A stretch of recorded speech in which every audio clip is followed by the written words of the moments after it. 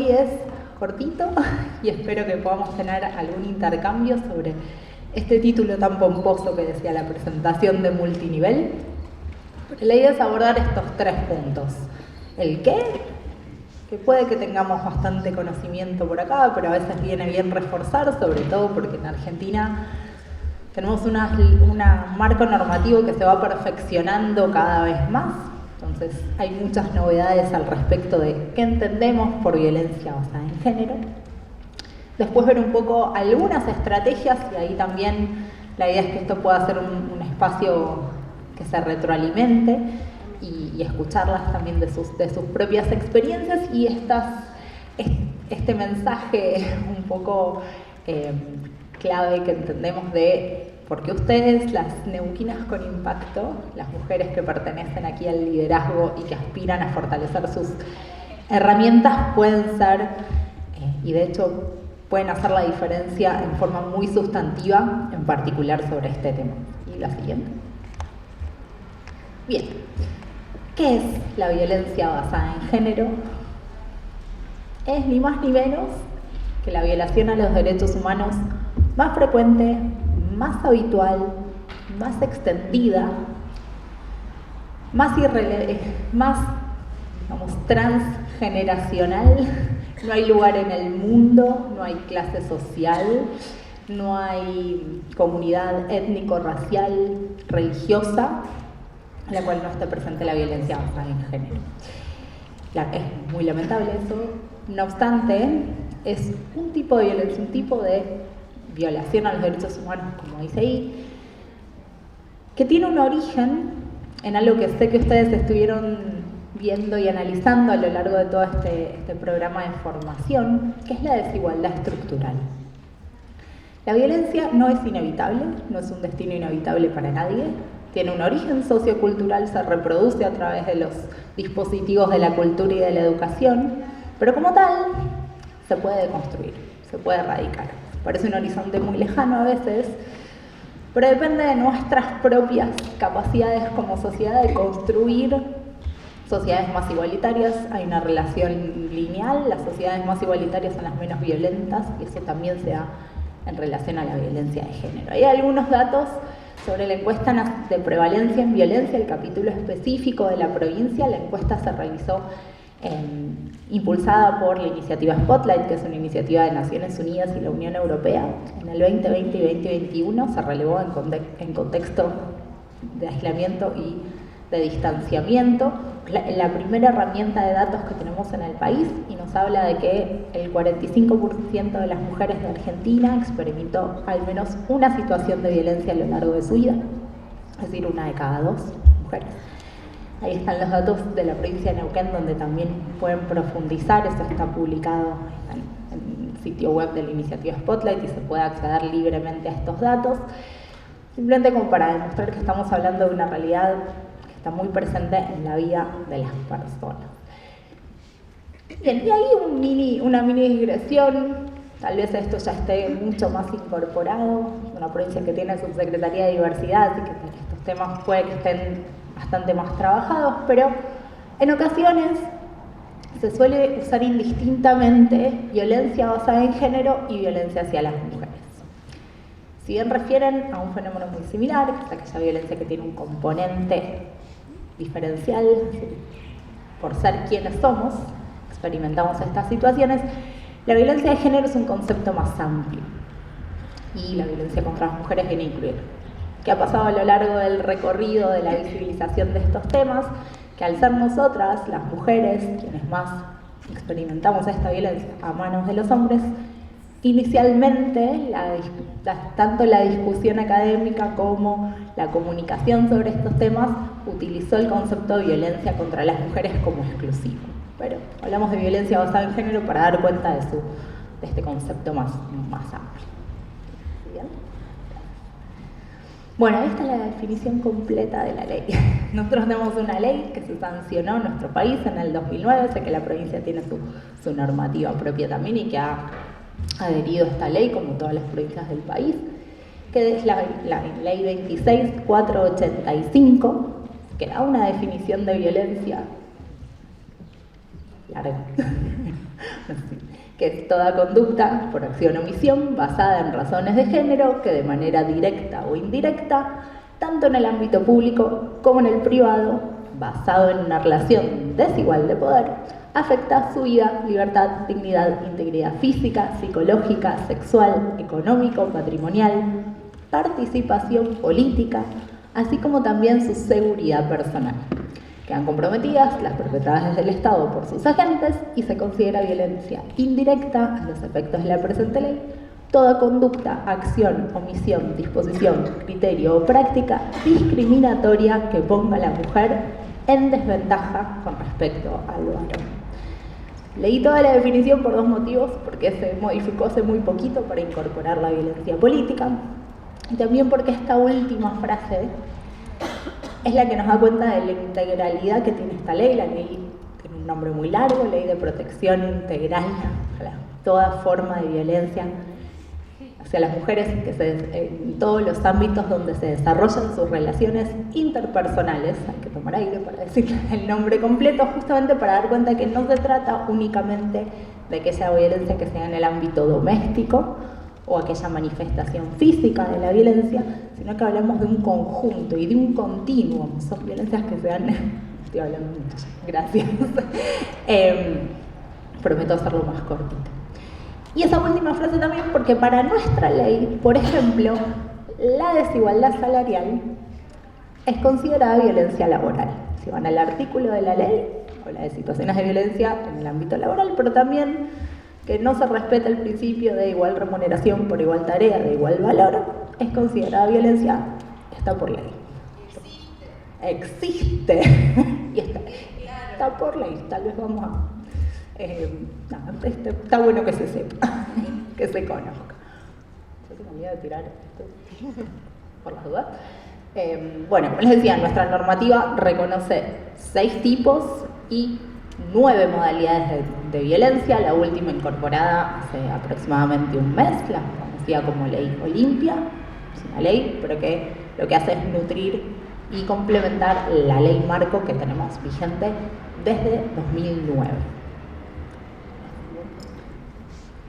Bien. Bueno, y eso así en grande, en negro, en frase, faltó un tipo de letra más impactante, es porque si hay algo que me gustaría que todos ustedes se lleven de esta conversación, de esta charla, de este diálogo, que espero podamos también tener intercambio, es este concepto. Es inevitable, se puede salir, se puede erradicar. Es difícil, esto tampoco es magia, es difícil, es complejo, requiere transformarlo todo de alguna manera y por eso a veces desde la política pública es un poco frustrante decir, bueno, no bajan los datos de violencia de un año al otro, como puede ser. A veces lo que no bajan es que se visibilizan y no es que aumentan, sino que ahora se cuentan, tenemos voz para decirlo. Pero de ninguna manera hay que perder el horizonte de que la violencia se puede erradicar. Y una vida libre de violencia no es un lujo, no es un privilegio, es un derecho. Así que eso como gran mensaje. Y ustedes que están fortaleciendo sus capacidades de liderazgo pueden hacer la diferencia sin ninguna duda.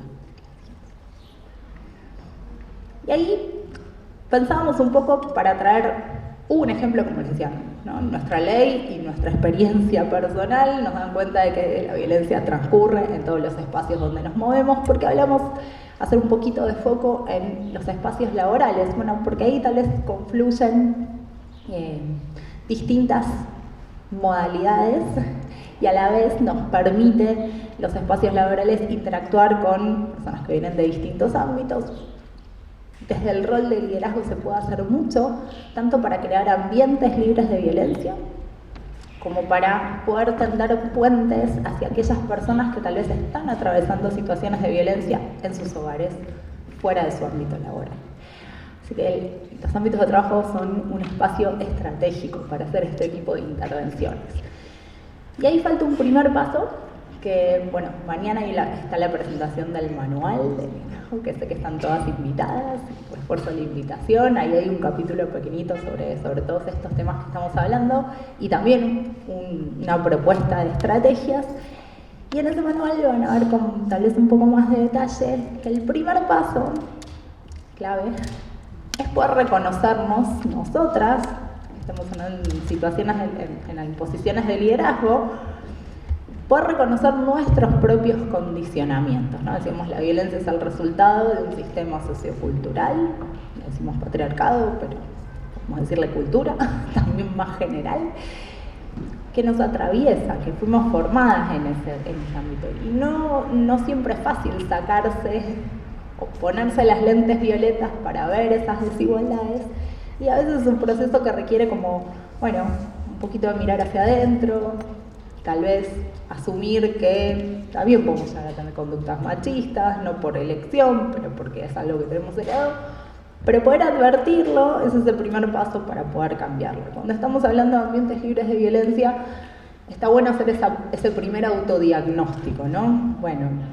a veces asumir que alguna compañera tiene una actitud de alguna manera u otra y ya nos baja el canon de machista, esta es...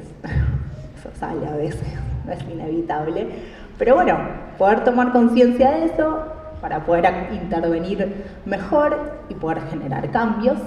Y después sí, ya cuestiones más operativas en el ámbito de las bajadas, grandes bajadas de línea, son los marcos normativos, las políticas cero al acoso o a la violencia. Hay un tipo específico de se llama acoso sexual o acoso sexual en el ámbito de trabajo, una relación claramente desigual, poder tener políticas claras de parte de nuestros liderazgos de que eso no es admisible, que no es un chiste, que no es algo, no es una exageración, no se admite, eso clarifica y genera, propone ambientes más accesibles para todas, más sanos, más libres de violencia. Generar estos espacios de reflexión también conjunta y en equipo, poder nutrirse de las herramientas de otros, pero para también poder entender de dónde vienen nuestros compañeros y compañeras en este recorrido y establecer rutas de contención, de procedimiento, protocolos, como se llaman, son herramientas que nos sirven para, bueno, el qué hacer frente a casos concretos, ya sea de situaciones de violencia al interior, o de que alguna trabajadora, colega, compañera esté atravesando alguna situación de violencia, cómo poder prestar una mano y hacer una intervención que puede probablemente cambiarle la vida. Bueno, mantener una escucha activa, esto que parece una frase hecha, pero es un montón, poder escuchar sin juzgar, poder escuchar y entender, poder escuchar y prestar. A veces en los procesos de salida de situaciones de violencia el primer paso es contar lo que pasa, lleva mucho poder salir a veces de una situación, no es imposible, se puede, es el mensaje, pero lleva tiempo y son procesos que no son lineales, a veces hay una vuelta con la persona, o sea, la persona con la que se está dando esa situación de violencia. Cuando hay hijos en común es más complejo, lo hablábamos antes, ¿no? Estas situaciones no son lineales y lo principal para una persona que está en situación de violencia es no quedar aislada de su entorno, y eso es lo que pasa casi inmediatamente, ¿no? Varones violentos en general logran aislar a las mujeres de sus redes, así que ustedes como lideresas pueden ser esa escucha, a veces es solo escucha. Es muy difícil no querer intervenir, a veces cuando uno ve algo tan claro que le está pasando a otra persona, decir, bueno, pero salí ya, ¿cómo que no te está yendo? Tratar de contener un poco ese deseo al principio de ayuda, porque no es fácil. Entonces, escuchar primero, ver qué herramientas contamos, qué recursos hay, que acá en la provincia está la línea 148 y que pueden trabajar con dispositivos, porque es un proceso que demanda acompañamiento. Y de ahí, pero para poder acceder a los servicios, para poder después cortar la situación, para poder salir y empoderarse, primero a veces hace falta esa mano y esa escucha amiga. Y bueno, incorporar también estas voces diversas a los espacios que, como decíamos, nutren nuestras intervenciones. Gracias. Bien, y acá, un poco para cerrar, yo prometí que iba a ser breve, pero me gustaría después escucharlas, que hagamos algún tipo de intercambio, de preguntas y reflexiones. Un poco sintetizando lo que les compartí hasta acá, poder entender que es el sistema el que nos establece estas desigualdades que dan pie a estas violencias, que muchas veces están naturalizadas, internalizadas, y que no todo el mundo está en el mismo nivel de deconstrucción para poder advertirlos. Tratar de no juzgar si alguien no está viendo algo tan claro como nosotras en algún momento, y poder prestar esa mano, y como lideresas ese rol es fundamental.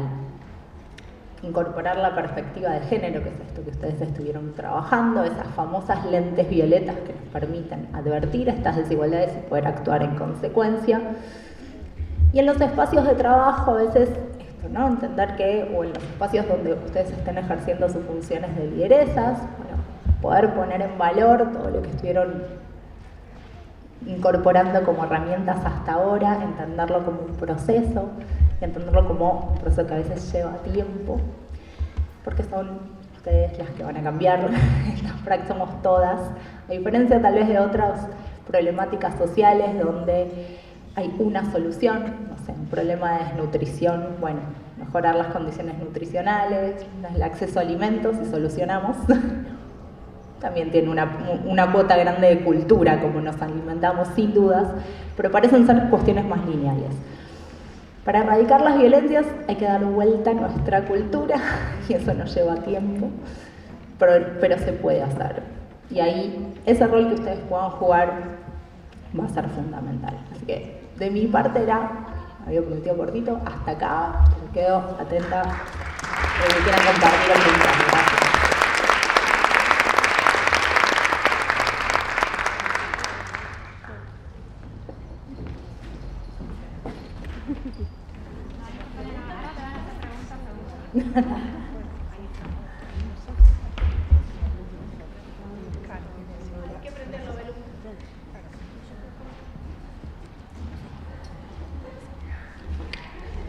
Hola. Yo sé que la legislación siempre es a partir de que se sanciona, pero en el caso de la violencia de género, para atrás, ¿qué pasa? ¿Qué pasa con respecto a...? Si uno hace denuncias. Digo, pensando en varias cosas y varios sucesos, hechos que han pasado acá en nuestro país que han sido notorios, pero también los que no se han denunciado, ¿sí? Y que, bueno, si vos no denuncias, no se tendría contención, o la contención la tenés que solventar vos a través de tus terapeutas, etcétera, etcétera, etcétera. Y es costosísimo. Costosísimo. Un dineral.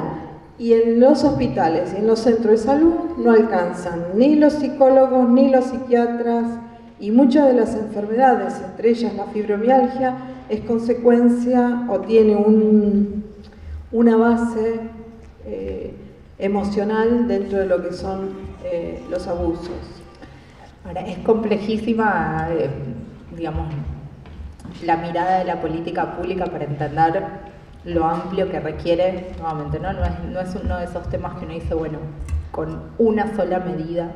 Y sin duda es la salud mental, el acompañamiento psicológico y terapéutico integral para mujeres que están en situación de violencia, para sus entornos también, pensando en hijos e hijas, es clave para salir. Hay una crisis de salud mental en el mundo, en algún punto, esto no es para excusar a nadie, pero para entender que tal vez en el reconocimiento de la importancia de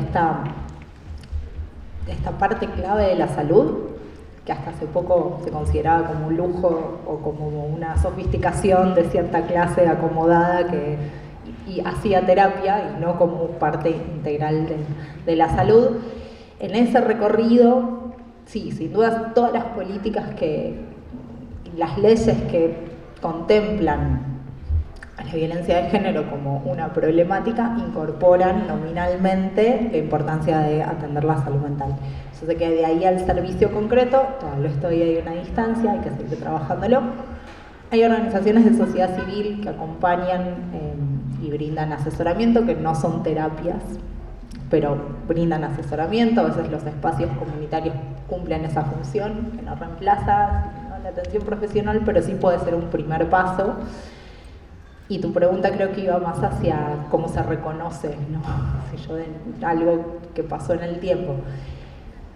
Los procesos de denuncia, nuevamente, son muy personales también. A veces pensamos la reparación de una situación de violencia solo desde la vía judicial, no siempre es por ese lado, pero quien decide denunciar, bueno, hay un camino ahí que hay que estar como en cierta situación emocional también preparada para atravesarlo. Si puede haber una demanda por daño hacia atrás, ahí me escapo porque yo no soy abogada, soy politóloga, pero digamos, hay plazos para hacer denuncias hacia atrás en el tiempo, mientras la ley haya estado vigente en ese momento, y que se puede reconocer el daño, depende un poco de la interpretación de la justicia de ese momento. No creo que sea inviable que se pueda hacer, pero no sé si es aplicable a todas las situaciones.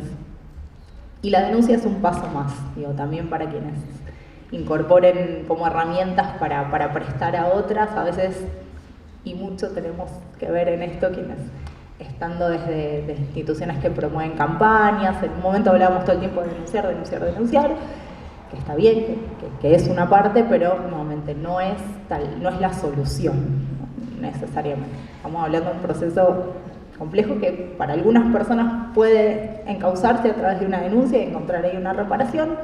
Para otras personas a veces es un proceso que genera más daño, entonces medirlo. Sí, y violencia institucional, que es una de las que nombraba. No te respondí muy claro, pero íbamos por ahí. Yo soy Fabiana, la verdad que acá. Es muy interesante por ahí, y lo bueno es, en cuanto a capacitación, lo que se está brindando, ¿no? Relativamente son nuevas todas esas conquistas de derechos, esto de que el femicidio, que cambien, digamos, lo que implica digamos, la palabra, el concepto, y esto de los pasos, que la denuncia es un paso más, porque es como que vamos siempre a destajo. Estamos con el tema de la capacitación, pero digamos en esta institución de la policía todavía falta esa capacitación o contemplación de cuando las mujeres caemos a la policía a denunciar, por ejemplo. Es un solo paso que por ahí trae mucho dolor, entonces eso hace que todavía tardemos muchísimo más en llegar digamos, a animarnos a denunciar, ¿no? Y también con respecto a la salud mental, me parece que también es otra lucha que se tiene que dar, porque la salud mental es muy importante y tiene que ser un derecho y tiene que estar contemplada por las obras sociales, porque hoy por hoy tener acceso a un psicólogo es un privilegio, y la verdad que no tendría que ser así. Tendría que estar cubierta por las obras sociales, y las que están cubiertas es por muy poco porcentaje. Hoy para ir a un psiquiatra hay que contar con 9.000, 10.000 pesos por sesión. Un psicólogo entre 4.000, 5.000 pesos, entonces, y hacerlo cada 15 días tiene un costo. Entonces la verdad que es como que estamos recién en una etapa, en una preetapa con respecto a la violencia en nuestro país, ¿no? En otros países, que hay más igualdades, el psicólogo es una consulta más del médico. Para nosotros es un privilegio. Y es una preetapa porque tampoco culturalmente hace que, por ejemplo, dar ESI en la escuela sea decisión del docente, o depende del directivo, que si está en esa causa implica que los docentes trabajen. No es digamos, la obligatoriedad de todas esas cosas no se garantiza directamente. Son muy pocos los docentes que toman esa bandera y la llevan a cabo, por más que sea ley, por más que estén capacitados, porque me ha tocado hacer cursos con docentes que tienen una visión machista, pero que bueno, da puntaje, entonces, y es difícil porque sabemos que no va a llegar y no se va a implementar. Entonces, culturalmente, y hay muchos docentes, ¿no?, que se ponen esa bandera y trabajan ESI y hacen un montón de propuestas, ¿no?, pero no es la mayoría. Entonces, es multicausal, porque hoy seguimos despertándonos con desaparecida, femicidio, con violencia institucional, y cada vez vamos agregando. Ahora agregamos violencia política, porque si ahora como la mujer ocupa más espacios en política, también sufre violencia, entonces tenemos que seguir agregando cosas, ¿no?, seguir aumentando el vocabulario, y nos seguimos despertando con femicidios, ¿no? Entonces estamos en esa lucha, pero que pareciera que recién... Es que recién arranca, porque el patriarcado nos lleva siglos de ventaja. Yo sé que la ley ESI es de 2006 y estamos en 2023 y parece un montón, pero no es nada en tiempos históricos. No es para decepcionar, sino justamente para entender que es un proceso. Probablemente lo que está cambiando es la reacción popular, comunicacional, que ya no da todo lo mismo, que si desaparece una mujer están todos alertas, y es en el caso de Rosana acá en la provincia recientemente, y que hay una alerta y una respuesta que tal vez hace un par de años, no tantos, bueno, se fue con el novio, encontró otro. ¿Cuánto de eso estaba presente en el ambiente, ¿no? Y nadie lo cuestionaba. Los procesos culturales llevan su tiempo. Y en el último tiempo tuvimos muchos avances. Está buenísimo, no lo perdamos de vista, por más que todavía no sean conquistas internalizadas en todas las personas, pero estamos en un camino. Ustedes se hacen esas preguntas y está buenísimo. Por eso. Me llamo Patricia, vengo Hola, de la Patricia. localidad de Plotier, y en el marco de lo que estamos hablando, quisiera traer justamente esto a nuestra memoria, lo que está sucediendo en nuestra localidad con Rosa. Y comprendo la situación, la vivo diariamente. Yo vivo en un barrio del oeste de Plotier. Lo que es violencia de género es constante, estamos trabajando mucho y entendemos que por ahí hasta nos sentimos solas, porque hacemos un trabajo muy grande y de pronto nos pasa esto, se desaparece una de nosotras. Nada, eso. La verdad que me emocionó poder seguir hablando, pero quería que sepan que no estamos solas y que no estamos unidas, y no es como antes, que tal vez la respuesta desde la policía, como decía ella, pero tenemos que unirnos nosotras, porque es mucho lo que está pasando y es muy grave. Nada, quería traerles que todo lo que hablaste me pegó en Rosana, que la estamos buscando. Gracias, Patricia, por estar acá. Y está buenísimo que nos tengamos, aún con lo difícil que es. Bueno, yo lo que quería agregar un poco a lo que dijiste es que también hay que visibilizar que muchísimas veces la violencia viene por parte de las propias mujeres, hacia las mujeres, ¿no? Que es algo que se da y mucho, y lo digo porque me ha pasado durante mis años de trabajo, y por ahí resultaría incomprensible decir cómo estamos en esta lucha y nos encontramos con mujeres que son violentas, mucho más violentas inclusive que los hombres, ¿sí? Y me toca la parte de lo que dijiste, esta nueva forma de la violencia política, porque también me tocó vivirla, y creo que, bueno, son pasos que se van dando, pero primero seamos empáticas entre nosotras mismas, ¿no? Antes de exigirle al género, no voy a negar eso, porque también tuve problemas de violencia. No sé si está tan bueno por ahí denunciar cuando son cosas viejas, porque lo triste es que como prescribe y todo esto, lo único que hace es realmente revictimizar. Me tocó sufrir una revictimización que siempre dije, eso es una pavada, ¿no? ¿Pero de qué hablan? Resulta que este año me tocó, y realmente lo viví malísimamente mal, chicas. No pensé que, ahí entendí lo que era la revictimización, ¿no? Y bueno, de paso le agradezco a Magia y a todo el equipo técnicos, psicológicos y abogados que en ese tránsito me ayudaron. No pudimos hacer mucho por el tiempo, lamentablemente, pero bueno, por lo menos me ayudó a mí a empezar a sanar algo que no sabía que tenía dentro, así que bueno, era eso. Bueno, buscándole como la oportunidad de sanar, sobre lo primero que comentaste, el patriarcado ha hecho un trabajo súper eficiente en estereotipos hacia nosotras. ¿Cuántas veces escucharon hablar de la mujer ambiciosa como trepadora? ¿Cuántas veces escucharon hablar de un hombre trepador? No, él es ambicioso, le va a ir bien en la vida, quien tiene ambiciones. Nosotras somos trepadoras. Es tremendo. Porque además es internalizadísimo ese cuestionamiento. Y sí, a veces hace que nos podamos ver. Pero ahí nuevamente la invitación es pensarnos nosotras y tratar de entender a la compañera desde ese lugar. No todas, no por ser mujeres nacemos con perspectiva de género, ¿no? No sé, seguro tienen millones de historias de cuando hace esos momentos, pero yo estaba haciendo esto. Y estamos en este camino aprendiendo. Tal vez la sugerencia es tenernos un poco de paciencia y empatía, que son dos palabras súper importantes. Gracias por traerlas. Sí, hola. Muchas gracias.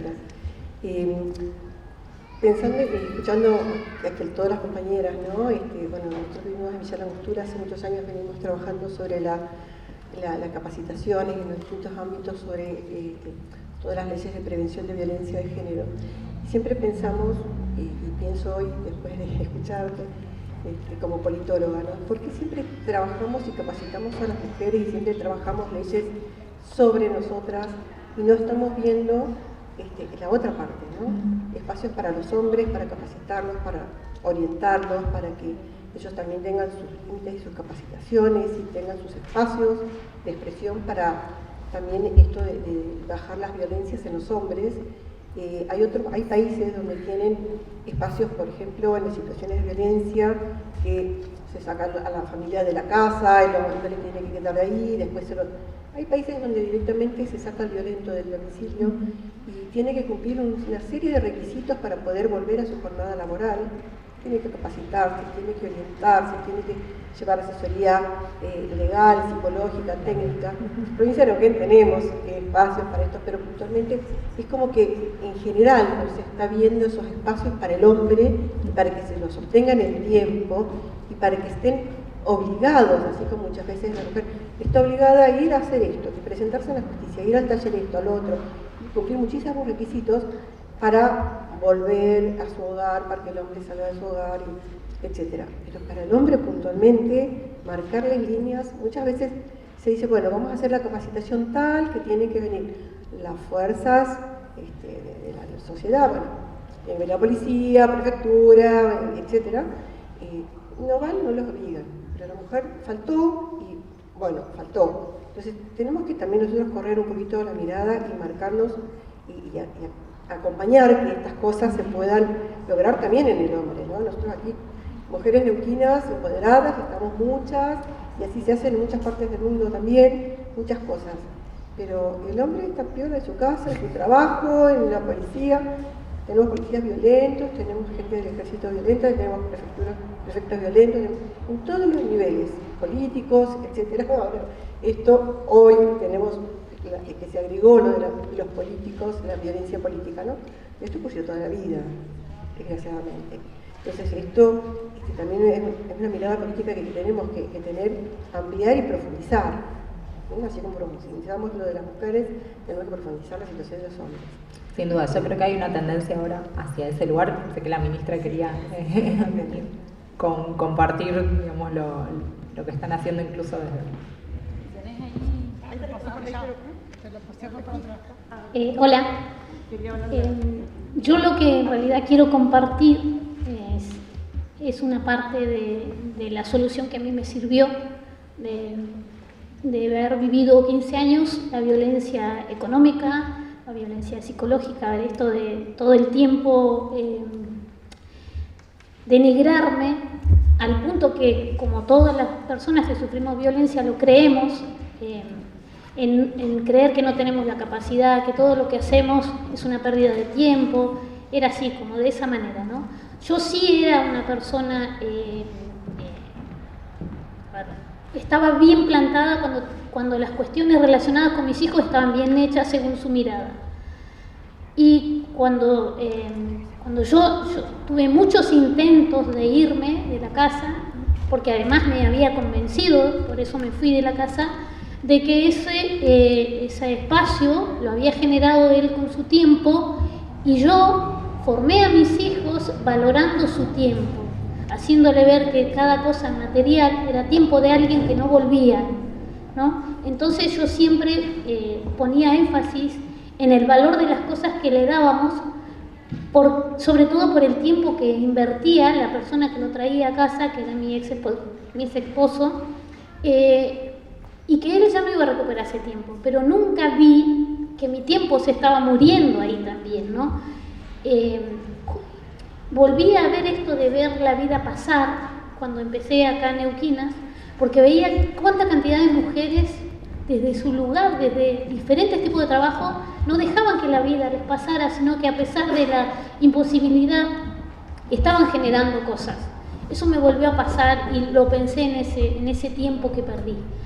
Y lo que a mí me funcionó cuando me pude ir, que más allá de, yo soy la menor de una familia muy numerosa, soy la número 13, mi familia estuvo. Entonces yo aprendí, y es lo que intento con mis hijos, porque sigo sufriendo ese tipo de violencia a través de mis hijos, porque están lejos, porque no me puedo acercar demasiado a ellos y ese tipo de cosas. Lo solté para que algún día lo vean, y no me voy a enfocar en eso, pero me sirvió cuando me pude ir escribir.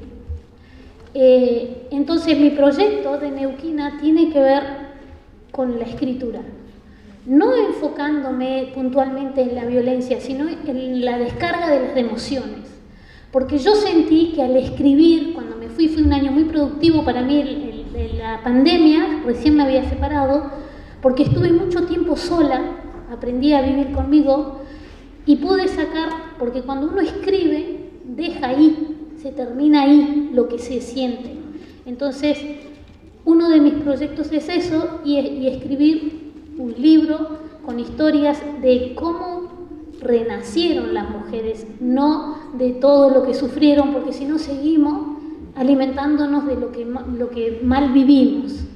A mí me parece que si uno pudiera, yo desde mi lugar, a mí me funcionó, tal vez a alguna más le funcione, pero escribir o cantar o hacer cualquier cosa relacionada con el arte, que no nos dé vergüenza porque es una expresión del alma. Es una forma muy práctica y la verdad me alivia un montón. Me volví a reír porque ya hacía mucho tiempo que no reía. Soy una persona alegre nuevamente. Entonces yo creo que cualquier expresión, algo que nos guste hacer mucho, ya sea las plantas, bailar, cantar, escribir, lo que sea, que en teoría es ridículo o pérdida de tiempo, no lo es. Es como recuperarse. A mí me funcionó y ojalá que le funcione a alguien. Gracias por compartir, qué lindo. Me doy vuelta. Retomo al planteo que hacías respecto a las masculinidades, totalmente. A ver, yo quiero aclarar algunas cosas que es importante, por ahí poner un contexto en la legislación neuquina, que obviamente está basada en la legislación nacional. Acá las leyes de violencia son la 2785, la 2786. Y por supuesto, hace 8 años, esto cuando se crea el Ministerio de Ciudadanía y la Subsecretaría de Mujeres, define cómo iba a ser la estructura de una subsecretaría que iba a trabajar todo lo que es promoción y prevención de violencias. Porque la ley 2785, la ley 2786 establece que la autoridad de aplicación del abordaje y la asistencia en violencias es de desarrollo social a través de la Subsecretaría de Familia. Entonces se crea la Subsecretaría de Mujeres para trabajar en todo lo que es promoción y prevención. Y en esa estructura cuenta Patricia Maistegui, que es la subsecretaria, fue la subsecretaria y sigue siendo la Subsecretaría de Mujeres, que cuando arma un organigrama y plantea generar la jerarquía de un área de la dirección de masculinidades, fue sumamente objetado. Y siguen siendo bastante objetadas las áreas relacionadas a las masculinidades. Por fin que tenemos Ministerio de Mujeres, ahora le ponen el área a los varones, dicen algunos, ¿no? Creo que en el feminismo más duro hubo y existe todavía, como hay todavía un rechazo a las áreas de masculinidades o de varones dentro de las instituciones que trabajamos el tema de mujeres. La verdad que es con ellos. Y es fundamental. Nosotros, desde el primer día, tenemos una dirección de masculinidades que trabaja promoción y prevención con los varones.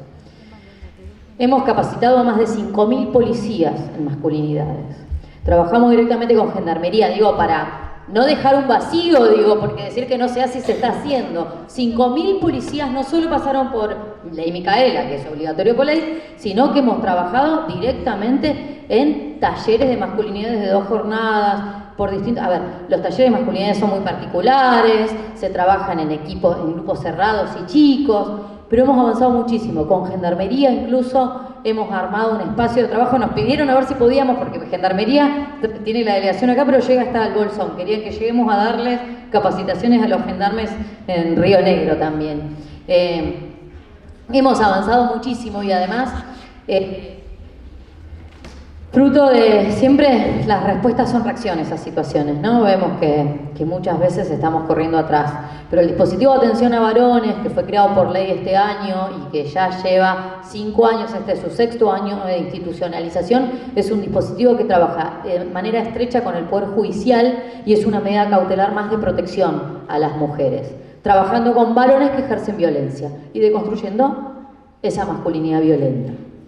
Eso es una medida cautelar que funciona a través de oficios judiciales.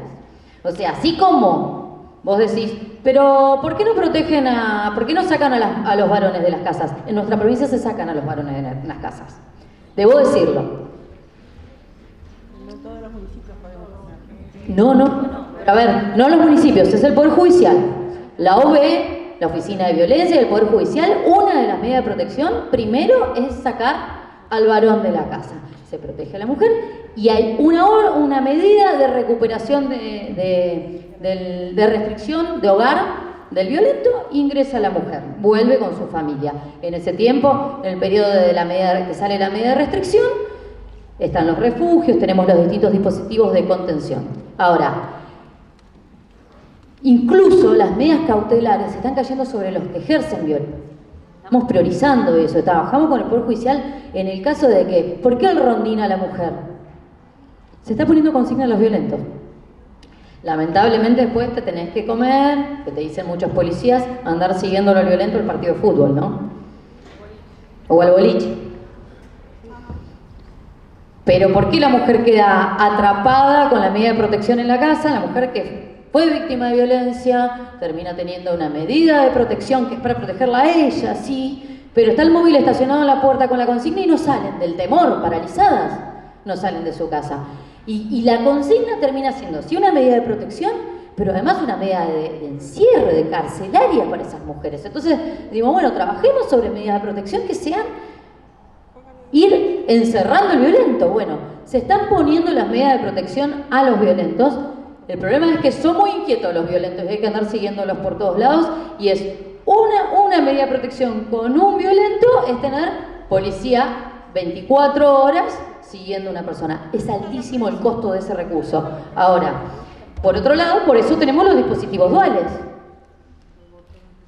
El botón antipánico, yo tengo mis reparos. El botón antipánico existe, se sigue aplicando y es el más fácil de comprar. ¿Digo? Porque nosotros como provincia podemos comprarlo y los manejamos a través de la policía, tenemos todo, a ver, y un seguimiento. Pero el botón antipánico sigue poniendo la responsabilidad en la víctima, que accione el botón, que lo tenga cargado, que lo tenga encima, no se lo haya olvidado. Entonces, es mucho más eficiente el dispositivo dual, pero se trabaja directamente con el Ministerio de Seguridad de Nación y entrega determinada cantidad de acuerdo a las situaciones por provincia. No es que salís a comprar dispositivos duales, de hecho lo intentamos hacer y no se puede. Los dispositivos duales se entregan por determinadas cantidades de acuerdo a la cantidad de habitantes y de hechos y demás, una cuenta que hacen desde el Ministerio de Seguridad de Nación y te entregan un cupo. Pero el dispositivo dual, ¿saben cómo funciona? Se le pone una tobillera al violento y la víctima anda en el celular o un dispositivo en el bolsillo. Y en esa tobillera y entre ese dispositivo hay una restricción que dice 500 metros, por ejemplo, si es lo que establece la justicia. Entonces, ¿qué hace eso? Alerta a la víctima. Sobre todo, esto es muy efectivo porque va más allá de la restricción en el hogar. Si vos estás en el supermercado y te empieza a vibrar, te está dando aviso a vos que guarda que el tipo está cerca, que rompió los 300, 500, 700 metros, pero además llama a la policía. Y la policía tiene georreferenciado al tipo. Va directo al violento. Y vos estás alerta a tiempo. No lo tuviste que ver y tuviste que accionar un botón. Es automático. La verdad que para nosotros son muy efectivos, se dan en situaciones de extrema gravedad, pero, y los otorga obviamente la justicia como una medida más. Tenemos un montón de medidas de protección. Estamos revisando las medidas de protección incluso porque no son las mismas las que necesitamos acá en Neuquén que en Mar Barco. Imagínense en Mar Barco poner un botón antipánico, un dispositivo dual, cuando la localidad tiene 8 manzanas. Entonces, también hay que adecuar las medidas de protección de acuerdo a las realidades de cada una de las localidades y a las instituciones que están. Y en ese sentido, incorporar a los varones en el proceso, obviamente es con ellos, en la promoción y en la prevención, y también el tema de construcción de la masculinidad violenta. Nosotros el dispositivo de atención a varones funcionó, está en Villa Langostura, tenemos 2 representantes, 2 profesionales trabajando en Villa Langostura, lo creamos por ley este año y ahora se provincializó. La idea es que trabajen los dispositivos de atención a varones por circunscripciones judiciales. Entonces, cada circunscripción judicial le eleva, de acuerdo a una medida más de protección, al DAV, al dispositivo de atención a varones, le eleva un oficio diciéndole: Juan Pérez tiene que pasar por este. ¿Saben lo que es el DAV? Es un dispositivo como si fuese, yo les voy a dar el ejemplo más claro, es Alcohólicos Anónimos. Es eso. Un espacio de escucha activa, de grupo, con varones que ejercen violencia. Tratamos de no decir que son varones violentos porque confiamos en que podemos deconstruir esa masculinidad violenta a través de estos espacios. Entonces son varones que ejercieron o ejercen violencia, que se adhieren a estos dispositivos por obligación, porque el juez le dice: tenés que hacer esto, y empiezan a ir, y tenemos una alta tasa de no reincidencia. Está demostrado que estos dispositivos funcionan. Entonces, es ahí en el foco, digo, estoy totalmente de acuerdo, pero no es que hay un vacío, se está trabajando fuertemente en las masculinidades, en la promoción, en la prevención y en al varón, la medida cautelar también, cómo trabajarla dentro del varón, digamos, no solamente con la protección de la mujer, sino que creemos que abordando al varón estamos protegiendo a las mujeres. Eso.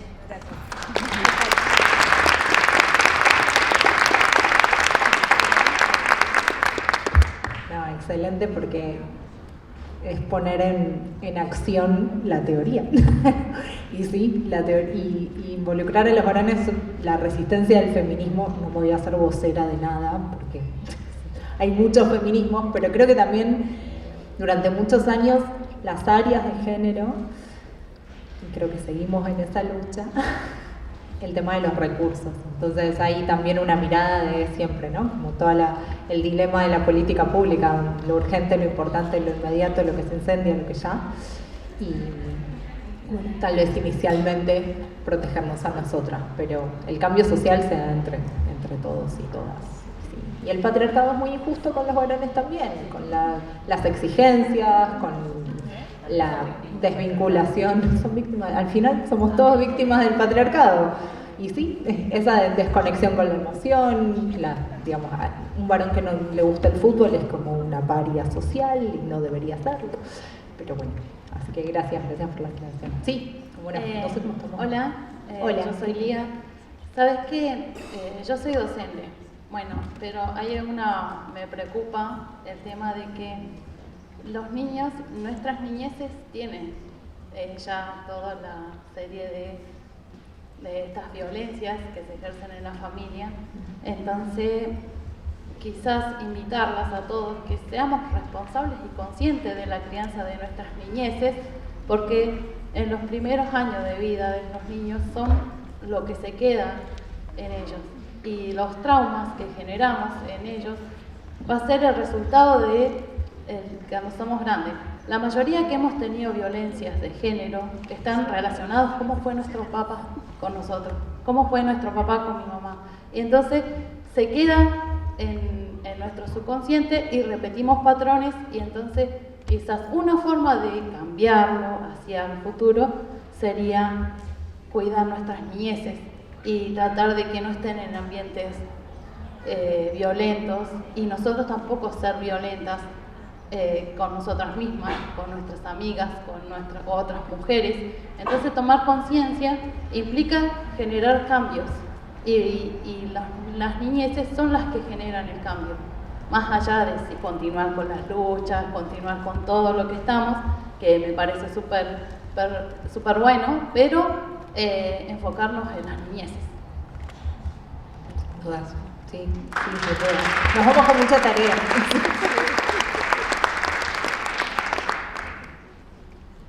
No es tan lineal necesariamente, porque hay como distintas miradas, pero sí es súper importante. Sí, hola, buen día. Bueno, un poco tomando lo que comentaba la ministra, ¿no?, del tema de la prevención, igual que la compañera que trabajaba con las infancias en educación, que tiene el plan de ES y demás. Quería comentar que, bueno, trabajo en el Ministerio de Producción y he sido tallerista de Ley Micaela.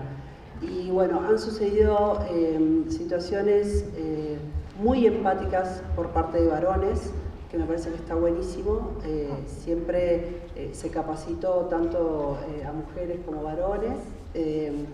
Y bueno, me parece que es fundamental el tema de la prevención, ¿no? Por ahí muchos de los casos que trajeron son casos puntuales de violencia concretos, y creo que lo más importante es trabajar en la capacitación, en la prevención, y seguir dando estos espacios, estos lugares para poder conversarlos y visibilizarlos sobre todo.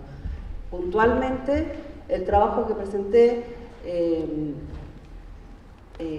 trata del tema de la cultura organizacional y este cambio que tenemos que empezar a sembrar la semilla, ¿no? Si no me equivoco, es el ODS 8 que plantea el tema de los lugares de trabajo dignos y bueno, me parece que es fundamental. Como agente del Estado se sigue viendo, o sea, sigo viendo compañeras, compañeros que sufren violencia laboral a diario, y tenemos que tener en cuenta que no es, o sea, que esto no se da solo en el ámbito privado, sino que también a nivel social y cultural se sigue mirando para otro lado. Bueno, me parece que como empleada pública es una misión, ¿no? Gracias por compartirlo. Es en todos los ámbitos donde nos desarrollamos, y está buenísimo en espacios estratégicos poder hacer buenas intervenciones. ¿Sí? Hola. Bueno, soy la última, y también llevando también el mensaje de la compañera y demás, que yo trabajo en la Municipalidad de Neuquén en el sector de movilidad, y sé que en este espacio hay muchas empleadas, tanto municipales como provinciales, que a veces no hace falta tener gran cantidad de recursos para trabajar la prevención y la concientización. Nosotros hace 2 años, junto al equipo de masculinidades del Ministerio de las Mujeres a cargo de MAGE, y este año pudimos lanzar una campaña que fue súper importante, pero para llegar al mensaje que uno puede trabajar la prevención desde cualquier ámbito. Y trabajamos el acoso sexual callejero con una repercusión tan grande que terminamos en canales nacionales. Así que con MAGE fue trabajar con ella en mi rol municipal, con un área que no tiene nada que ver tal vez con lo que son la prevención en cuestiones de violencia de género, sí poner esta herramienta que era la movilidad para transmitir un mensaje que era contundente, que eran las frases que recibimos nosotras las mujeres en el espacio público, y la verdad que fue súper gratificante. Y a veces hay que animarse a trabajar con otras áreas con suma solidaridad, sin querer ser más que la otra, que a veces eso es lo que se ve. Nosotros pudimos trabajar de una manera tan armónica y tan escuchada, porque fue los mensajes y lo que queríamos hacer cada una y cada uno se hizo.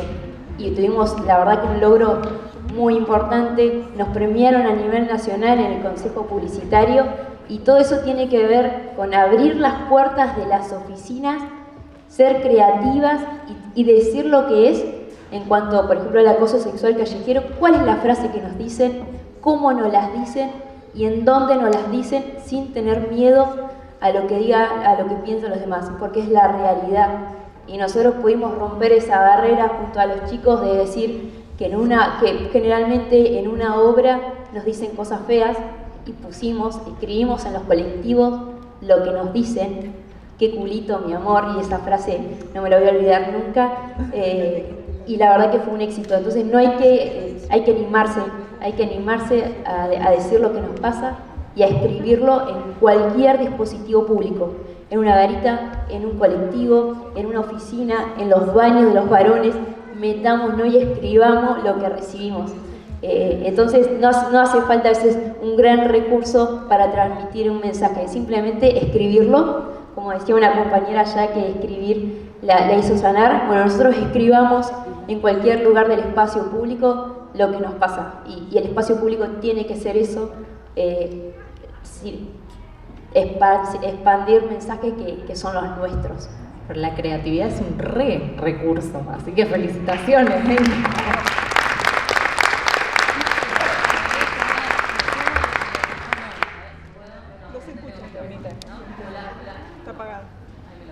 Ya, ahí está. Me sumo porque hablaba con Raquel acá. Son tantas cosas las que hicimos en menos de 2 años que ya nos olvidamos, ¿no? Pero la campaña esa, por eso estimulamos a que se hagan proyectos en este tipo de trayectos formativos. No contratamos una agencia de publicidad, ni una consultora, ni nada. Fueron los equipos nuestros, los equipos que están en la calle, que se les ocurrió, empezaron, y las frases, las barbaridades que nos han dicho a cada una en la calle. ¿Sabían que el 99% de las mujeres, 9 de cada 10 mujeres en Neuquén dicen haber sufrido en algún momento una situación de acoso callejero? Yo estoy segura de 10 de cada 10. Esa una que no respondió porque no la reconoce la situación. Pero cuando salimos con las frases, qué linda que está mamita, qué culito, mi amor, todo ese tipo de cosas que de hecho nos cuidamos bastante con las cosas que pusimos, decían al final, al pie, si te molesta leerlo, imagínate lo que significa que te lo diga. Entonces, con esa campaña invadimos parada de colectivos y colectivos. Una tontera, pero tan certero y en equipo, esto es decir, el espacio público es de todos, lo invadimos. Hablamos con Noé, se juntaron organizaciones de compañeras feministas a dibujar las mismas frases y escribir las mismas frases en garitas, así que es animarse, chicas. La creatividad es la que gana, esta pulseada la ganamos con creatividad. La plata, por supuesto, pero la creatividad es fundamental, y las políticas de género y de prevención son transversales.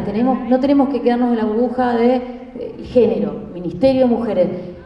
Transversalicemos, trabajemos con transporte, trabajemos con espacios verdes, trabajemos con espacios públicos, trabajemos con educación, trabajemos con vivienda. De esa manera realmente hacemos un cambio.